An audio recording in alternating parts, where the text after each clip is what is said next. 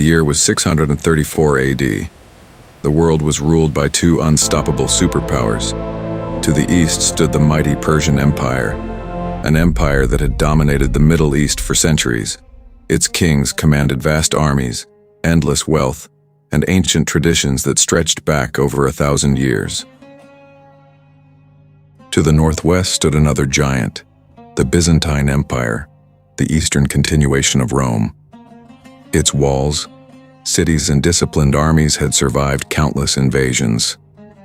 For generations, these two empires fought each other in brutal wars that reshaped the ancient world. Their battles consumed kingdoms, destroyed cities, and exhausted millions of lives. No one imagined that both empires were about to face a new force, one born not from wealth, nor from centuries of power, but from the deserts of Arabia. Only 2 years earlier, the Prophet Muhammad had passed away. Many believed the young Muslim state would collapse. Arab tribes rebelled. False prophets emerged. Enemies waited for Islam to disappear.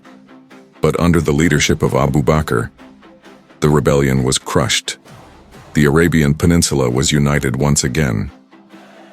Yet, just as stability returned, another tragedy struck. Abu Bakr fell gravely ill, knowing his time was short. He faced one final decision. Who would lead the Muslim nation after him? His choice surprised no one who truly knew him. He appointed Umar ibn Al-Khattab, a man respected for his unwavering justice. His fearless courage, and his uncompromising commitment to truth. Some feared his strict personality, others questioned whether he was too harsh to rule. But Abu Bakr saw something greater. He saw a leader capable of carrying Islam beyond Arabia when Abu Bakr passed away. The responsibility of an entire civilization rested upon Umar's shoulders. The Muslim state was still small. Its resources were limited. Its soldiers were vastly outnumbered. Beyond its borders stood the greatest military powers on earth. To many observers, yet it seemed impossible. How could a nation born in the desert challenge the Persian Empire and the mighty Byzantines? History had never seen anything like it. Yet what happened next would forever change the map of the world, not through overwhelming numbers, not through superior technology, but through leadership, faith, discipline, and a vision that reached far beyond Arabia. The rise of Umar ibn Al-Khattab had just begun. When Umar ibn Al-Khattab became caliph, he did not inherit peace. He inherited uncertainty. Beyond Arabia's borders, the Byzantine Empire still ruled the rich provinces of Syria and Egypt. To the east, the Persian Empire remained one of the most powerful kingdoms the world had ever known. Their armies numbered in the hundreds of thousands. Their commanders were seasoned veterans. Their fortresses had stood for centuries. Compared to them, the Muslims possessed neither vast wealth nor massive armies. Many believed that confronting either empire was nothing short of suicide. But Umar saw the situation differently. He understood that strength alone did not win wars. Discipline did, leadership did, faith did. His first task was not to conquer lands. It was to build a nation capable of surviving. He reorganized the Muslim army. Every soldier was registered. Every commander was held accountable. Military camps were established to keep the army prepared without burdening local communities. Supplies became more organized. Communication between commanders improved. Discipline became stricter than ever before. Umar also chose his generals with extraordinary care. Men like Khalid ibn al-Walid, Abu Ubaidah ibn al-Jarrah, Amr ibn al-As, and Sa'd ibn Abi Waqqas. Each possessed different strengths. Together, they formed one of the most remarkable military leadership teams in history. But Umar gave them one command above all others. Do not betray, do not kill women or children, do not destroy crops, do not cut down trees without necessity. Honor every treaty you make. Victory, must never come at the cost of justice. While the great empires relied on fear, Umar demanded discipline and moral responsibility. His strategy was equally remarkable. Rather than launching reckless invasions, he divided his forces. Each army had a clear objective. Each commander knew his mission. Information flowed constantly between the battlefield and Medina. Every major decision could be reviewed by the Caliph himself. It was a system unlike anything Arabia had ever seen. The stage was now set. Soon, the Muslim armies would march beyond the desert. Ahead of them waited the greatest military powers on earth. The first great test would come against the Persian Empire, a battle that would determine whether this rising nation would survive or disappear forever. To the east, the Sasanian Persian Empire was crumbling, but it was far from defeated. Years of war against the Byzantines had drained its treasury. Its nobles fought among themselves. Kings rose and fell in rapid succession. Yet despite its internal chaos, Persia remained a military giant. Its elite cavalry, the heavily armored Aswaran, had terrified enemies for generations. Its war elephants struck fear into any army that faced them. Many believed no force from Arabia could stand against such power. But Umar understood something the Persians did not. An empire can appear strong, even as it begins to collapse from within. To confront Persia, he appointed one of his most trusted commanders, Sa'd ibn Abi Waqqas, a veteran companion of the Prophet Muhammad. Calm, patient, and respected by his soldiers, his mission was clear: advance into Iraq, secure the frontier, and stop Persian attacks before they reached Arabia.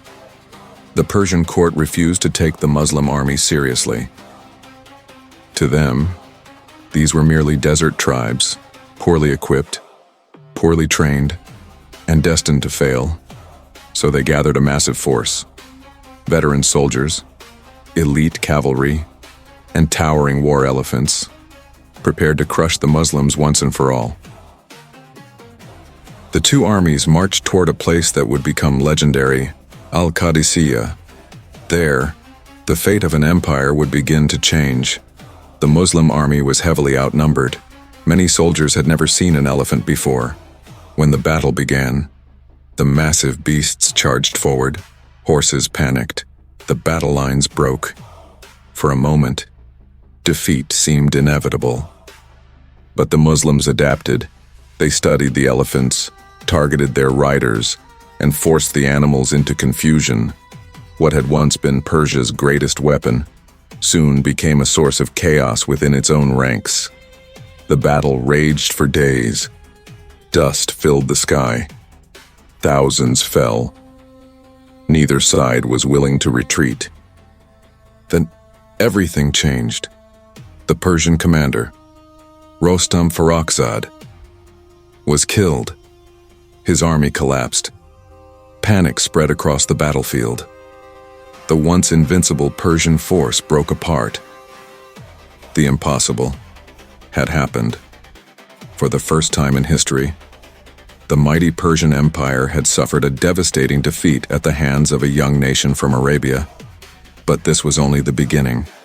Ahead lay the imperial capital, and the final struggle for one of history's greatest empires. The victory at Al-Qadisiyyah changed everything. For the first time, the road to the heart of the Persian Empire lay open. But Umar ibn Al-Khattab was cautious. He did not allow his commanders to rush forward. Every advance had to be calculated. Every life mattered. As the Muslim army crossed the rivers of Mesopotamia, they approached one of the greatest cities of the ancient world, Ctesiphon, known to the Arabs as Al-Madain. For centuries, it had been the capital of the Sasanian kings. A city of magnificent palaces, towering halls, and unimaginable wealth. Its most famous landmark, the colossal arch of Ctesiphon, stood as a symbol of Persian power. The Persians believed their capital could never fall. Yet when the Muslim forces arrived, much of the royal court had already fled. King Yazdegerd III abandoned the city, taking what treasures he could carry. The rest was left behind. The Muslims entered the imperial capital, not as conquerors seeking revenge, but as soldiers under strict orders. No unnecessary destruction, no revenge against civilians, no looting beyond what was permitted under the laws of war. One of the greatest empires on earth had lost its capital. News of the victory reached Medina. But Umar did not celebrate with pride. Instead, he reminded his people, "If we become arrogant, Allah can replace us with others." Yet the war was not over. The Persian Empire refused to surrender. Its remaining nobles gathered one final army. Their hope was to drive the Muslims out forever. The two sides met near Nahavand. The battle that followed would later become known as the Victory of Victories. The Persians fought desperately. They knew this was their last chance. But years of division, political chaos, and declining morale had weakened the empire beyond repair. The Muslim forces prevailed once again. After Nahavand, Persian resistance collapsed. One province after another accepted Muslim rule. The empire that had dominated the Middle East for more than 4 centuries and was no more. The impossible had become reality. A nation that only a few years earlier had been confined to the Arabian Peninsula had defeated one of the greatest empires in human history. But Umar's greatest challenge still lay to the west, beyond the deserts, beyond the mountains. Another superpower was waiting. The Byzantine Empire. The struggle for the future of the Middle East had only just begun. When Umar ibn Al-Khattab became Caliph, the Muslim state was a small nation, surrounded by enemies. Just 10 years later, everything had changed. The Persian Empire had vanished. The Byzantine Empire had lost much of its richest provinces. From Egypt to Iraq, from Syria to Persia. A new civilization was emerging.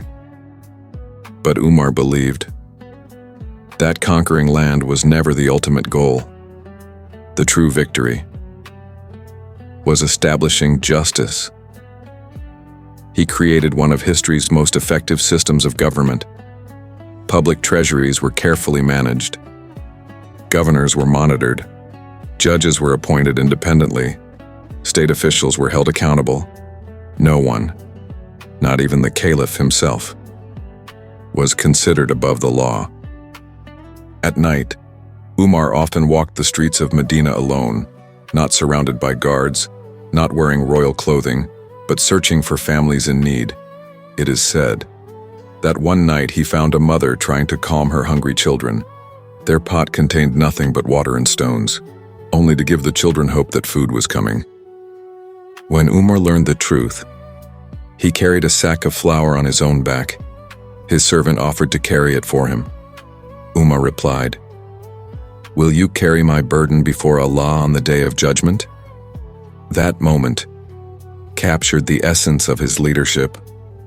Power was a responsibility, not a privilege. In the year 644, while leading the dawn prayer in Medina, Umar ibn Al-Khattab was attacked by an assassin. A few days later, he passed away. His rule had lasted only 10 years, yet in that short time, he transformed the course of history.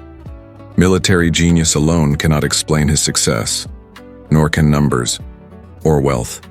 His greatest strength was leadership rooted in faith, justice, discipline, and humility.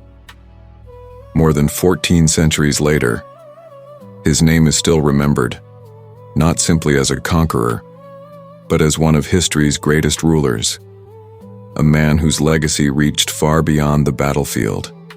and whose example continues to inspire millions around the world. This was the story of Umar ibn Al-Khattab, the Caliph who changed history.